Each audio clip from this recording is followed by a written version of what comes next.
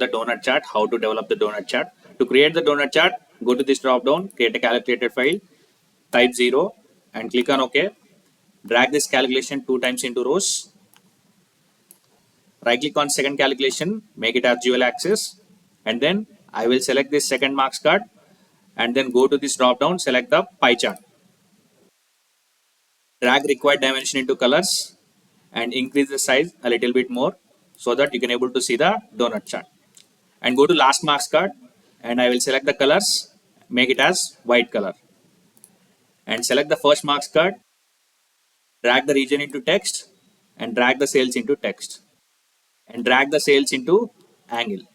And go to last marks card, drag the cells into text and go to label. I want to go to this automatic drop down and select this alignment so that you can able to see the overall sales and individual sale values.